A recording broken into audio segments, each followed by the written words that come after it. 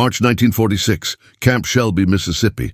A Japanese prisoner named Takeshi Yamamoto stood at the window of the camp library, watching a group of his fellow prisoners playing baseball in the recreation yard. The game was organized, competitive, complete with makeshift bases and enthusiastic spectators. Beyond the baseball diamond, other prisoners tended a vegetable garden they had been permitted to plant. Still others sat at outdoor tables, some writing letters, others reading books from the camp library, a few engaged in animated conversation. The scene looked, Yamamoto thought with a disorientation that had become familiar, less like a prisoner of war camp and more like a small town on a Sunday afternoon. He had been a prisoner for 8 months now, captured on Okinawa in the final brutal weeks of the campaign. He had expected death in battle, had been prepared for death, had accepted it as his duty. When he had survived and been captured instead,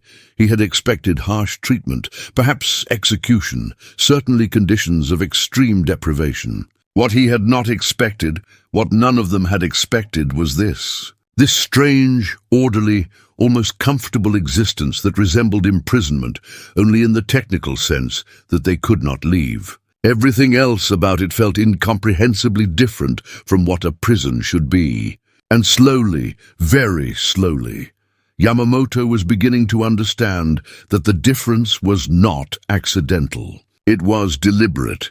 The Americans had designed their POW camps not as prisons, but as contained communities. And that design choice revealed something profound about American culture and American strategy that Yamamoto was only now beginning to grasp. The American approach to POW camp administration was shaped by pragmatic considerations that sometimes aligned with humanitarian principles and sometimes simply reflected institutional efficiency. A camp housing thousands of prisoners required organization, and the military's solution was to apply the same organizational principles they used for their own bases. Create infrastructure, establish routines, provide services that maintained health and morale, and solve problems systematically. The result was camps that featured medical clinics, libraries, recreational facilities, education programs, and even small camp economies based on canteen privileges and wage labor. These features were not primarily humanitarian gestures. They were administrative tools. Healthy prisoners were easier to manage than sick ones. Occupied prisoners caused fewer discipline problems than bored ones. Prisoners with access to small comforts had incentives to cooperate with camp rules. From an administrative perspective, the campus community model was simply more efficient than the campus prison model. But for the prisoners, especially Japanese prisoners conditioned by a culture that viewed captivity as the ultimate disgrace, the psychological impact of this approach was profound and destabilizing. They had prepared themselves for suffering and deprivation. They were receiving order and routine. The disconnect challenged their entire understanding of what imprisonment meant and what America was. Yamamoto's first weeks in the camp had been spent in a state of profound shock and withdrawal. He refused to speak to anyone, American or Japanese. He moved through the routines mechanically, eating when told to eat, working when told to work, sleeping when lights went out. He avoided the recreation yard, the library, the voluntary activities that other prisoners were gradually beginning to participate in. To engage with these things would be to accept his status as a prisoner, to acknowledge that he had chosen survival over death, and he was not ready to make that acknowledgement. But the camp routine was patient and persistent. Every day, the same options were available. Every day, the camp functioned like a small, organized community, with activities and opportunities for those who chose to participate. And gradually, the simple human need for activity, for mental stimulation, for social connection, eroded his resistance. He found himself walking past the library one afternoon and pausing to look at the books visible through the window. The next day he entered just to see what was there. The American librarian, a soldier assigned to camp services, nodded at him but did not pressure him. The collection included books in Japanese, acquired through some procurement channel Yamamoto could not imagine. He selected a volume of classical poetry, signed it out with a card system that seemed absurdly normal, and took it back to his barracks. That evening, for the first time since his capture, he read for pleasure. It was a small thing, but it was the beginning of his engagement with the strange reality of American captivity. The camp's physical layout reinforced its community-like atmosphere. Unlike the stark compounds of barbed wire and guard towers that the prisoners had expected, Camp Shelby featured tree-lined paths, well-maintained buildings, and designated areas for different activities. There was a mess hall that served meals at regular times, with tables and benches rather than standing lines. There was a barber shop where prisoners could get haircuts. There was a canteen where they could purchase items with their labor wages. There was even a workshop where prisoners with carpentry or mechanical skills could volunteer for projects. The Americans had created infrastructure that assumed the prisoners would be there for an extended period and that maintaining their physical and mental health was administratively important. This was completely contrary to Japanese military doctrine, which viewed prisoners as expendable at best and subhuman at worst. Japanese POW camps in territories they controlled had been nightmares of deprivation and brutality, where captives were worked to death or simply executed. The Japanese prisoners in American camps knew this. Some of them had served as guards in Japanese camps and had participated in that brutality. Now they were experiencing the inverse, and the cognitive dissonance was crushing. How could the Americans, who had suffered under Japanese treatment of their prisoners, respond with this level of organized care? It suggested either weakness or a fundamentally different moral framework, and increasingly the prisoners suspected it was the latter. The camp's medical clinic was a source of particular confusion. Prisoners who fell ill received treatment, not grudgingly but as a matter of routine. A prisoner who developed pneumonia was moved to the camp hospital, given antibiotics, monitored until he recovered. Another prisoner who had chronic malaria from service in the South Pacific received regular quinine treatments. Dental care was available. Eye exams were conducted. The medical staff, American military doctors and medics, treated Japanese prisoners with the same professional competence they would bring to treating American soldiers. There was no special cruelty, but also no special kindness. Just medical care provided because that was their function. For Japanese prisoners, this was almost incomprehensible. In Japanese military culture, medical resources went to those who could return to combat effectiveness. Others were expected to endure or die without complaint. The idea that an enemy prisoner deserved medical treatment was so foreign that some prisoners initially refused care, believing it was a trick or a form of experimentation. But the care was genuine, persistent, and eventually most prisoners accepted it because the alternative was suffering they had no ideological obligation to endure. And with acceptance of medical care came the unsettling recognition that the Americans valued prisoner health for reasons that went beyond mere utility. There seemed to be an underlying assumption that all people, even enemy prisoners, deserved basic care. This assumption was never stated explicitly. It was simply embedded in the system's operation, and it revealed a value system that Japanese military indoctrination had insisted. Americans did not possess the educational programs the camp offered were perhaps the most radical departure from what the prisoners had expected. The Americans organized English language classes, not as forced re-education, but as voluntary opportunities. Prisoners who wanted to learn English could attend classes taught by American soldiers or sometimes by Japanese-American translators. Other classes covered practical skills, basic mathematics, agricultural techniques, even mechanical repair. The explicit goal, as explained by the camp education officer, was to provide prisoners with skills that would be useful when they returned to Japan after the war. This was so contrary to what prisoners had been taught about American vindictiveness that many initially suspected the classes were actually interrogation or propaganda sessions in disguise. But they were not. They were genuine educational opportunities, taught competently without political content. Yamamoto, whose English had been minimal, began attending classes because the boredom of camp life was unbearable, and the classes provided structure and mental engagement. He discovered that he had an aptitude for the language, and over months his proficiency grew. The American instructor, a former high school teacher from Oregon, treated the class like any other teaching assignment, correcting errors patiently, offering encouragement, showing no sign that he viewed his students as defeated enemies. The simple professionalism of it all was what struck Yamamoto most forcefully.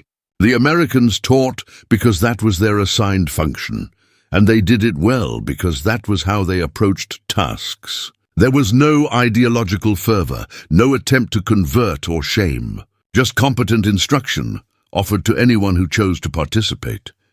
The camp's recreational facilities and organized activities created opportunities for prisoners to maintain their cultural identity and social structures in ways that American administrators seemed to actively support rather than suppress. Prisoners organized traditional festivals with American permission and sometimes American assistance in acquiring necessary materials. They formed sports teams and competed in tournaments that the Americans refereed but did not interfere with. They published a camp newspaper in Japanese, subject to censorship for security content, but otherwise free to discuss camp life, news, and cultural topics. This tolerance, even encouragement of prisoner culture, was baffling to men who had been taught that cultural suppression was the natural behavior of conquerors. The Japanese military, in territories it controlled, had systematically attempted to erase local cultures and impose Japanese language and customs. The assumption had been that all imperial powers behaved this way, that conquest meant cultural domination. But the Americans seemed genuinely uninterested in suppressing Japanese culture. They prevented political organizing and monitored for security threats, but cultural expression was permitted and even facilitated. A prisoner could practice his religion, speak his language, celebrate his traditions, all while being held by the enemy. This suggested a concept of human rights that existed independent of political or military status, and it was a concept that most Japanese prisoners had never encountered before. By late 1946, as the camp prepared for large-scale repatriation, Yamamoto had become one of the English program's most proficient students and had been selected to help with translation and communication tasks. This gave him access to American administrative areas and opportunities to observe how the camp actually functioned from the inside. What he saw was bureaucracy, endless paperwork, logistical planning, supply chain management, all the unglamorous machinery that kept thousands of people housed, fed, and occupied. It was not dramatically different from how a military base or even a small town would be administered. Problems were identified, solutions were proposed, resources were allocated, outcomes were assessed. The prisoners were factors in equations, yes, but factors that had to be kept healthy, reasonably content, and manageable. The Americans had industrialized prison camp administration in the same way they had industrialized everything else, applying systematic processes and organizational principles to achieve acceptable outcomes efficiently. And acceptable outcomes in the American framework apparently included prisoners who were healthy enough to repatriate, who had not been radicalized into permanent enemies, and who carried back to Japan some sense that American power, while overwhelming, was not fundamentally cruel. Whether this was humanitarian principle or strategic calculation, Yamamoto could not definitively determine. Probably, he concluded, it was both inextricably mixed in a way that reflected American pragmatism. The most profound realization came during a conversation Yamamoto had with the camp's assistant commander, a major who had spent pre-war years as a city administrator in California. Through Yamamoto's increasingly fluent English, the major explained the camp's organizational philosophy. "We're not trying to punish you," he said. "That's not our job. Our job is to keep you secure until the war ends and then send you home. Everything we do here serves that goal. If we starve you, you get sick and we have medical crises. If we brutalize you, you become hostile and we have security problems. If we leave you idle, you get into trouble. So we feed you adequately, treat you decently, and keep you occupied. It's not complicated. It's just good administration." Yamamoto absorbed this explanation, and he asked a question that had been troubling him for months. "But we are your enemies. We killed your soldiers. Our country treated your prisoners with terrible cruelty. Why do you not want revenge?" The major was silent for a long moment. Then he said, "Because revenge doesn't win wars. Resources and organization win wars. And because when this is over, we're going to need Japan to be stable and peaceful, not filled with men who were tortured and who have every reason to hate us forever. We're thinking past the war's end. That's the difference." That conversation crystallized something Yamamoto had been sensing but could not articulate. The Americans were not operating on emotional or ideological principles. They were operating on strategic calculation that extended beyond immediate military victory to long-term political outcomes. They were treating prisoners well, not out of weakness or sentimentality, but out of a hard-headed assessment that doing so served American interests. It was utterly unlike Japanese militarism, which had been driven by concepts of honor and destiny and racial superiority that had no connection to practical outcomes. The Americans had built their entire war effort, including their POW system, on ruthlessly practical foundations. And those foundations had proven devastatingly effective. Japan had fought with spirit and sacrifice and ideological fervor, and had been crushed by an enemy that fought with planning and logistics and systematic organization. The camp system, viewed in this light, was not an anomaly or a humanitarian gesture. It was another manifestation of American strategic culture applied to the problem of managing captured enemies. And that strategic culture, Yamamoto was forced to acknowledge, had been superior to Japanese military culture in every measurable way. When repatriation finally came in early 1947, Yamamoto was among the first groups to return to Japan. He boarded a ship in San Francisco harbor carrying a duffel bag of possessions he had accumulated in camp, a certificate acknowledging his completion of English language training, and memories of 18 months in American captivity that bore no resemblance to what he had been taught to expect. He returned to a Japan that was defeated, occupied, and being forcibly reformed along American lines. The occupation authorities were implementing democracy, land reform, educational restructuring, all changes that many Japanese viewed with suspicion or resentment. But Yamamoto, having lived in a microcosm of American administrative culture, recognized the patterns. The Americans were applying the same principles to occupied Japan that they had applied to their POW camps: systematic organization, pragmatic problem-solving, resources deployed efficiently, and an assumption that people would respond rationally to well-designed incentives. It was not particularly idealistic or inspirational. It was just effective administration. And slowly, painfully, it was working. Yamamoto found work as a translator for occupation authorities using the English he had learned in camp.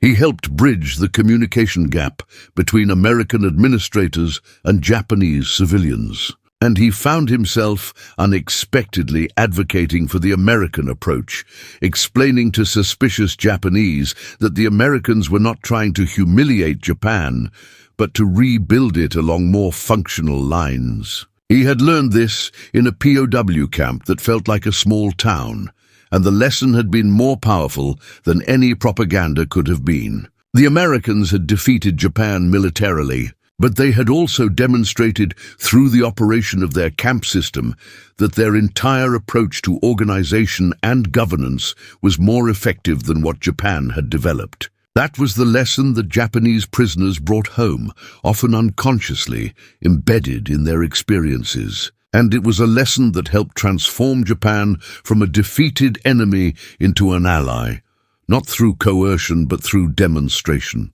The POW camps that felt like small towns had been, in retrospect, laboratories of American culture, places where enemy soldiers experienced American pragmatism and organizational competence in its most concentrated form. They had been designed for efficiency, but they became instruments of transformation, changing not just individual prisoners, but contributing to the reformation of an entire society. That was something neither the camp administrators nor the prisoners themselves fully understood at the time. But it was real, and it was lasting, and it remains one of the war's strangest and most significant legacies.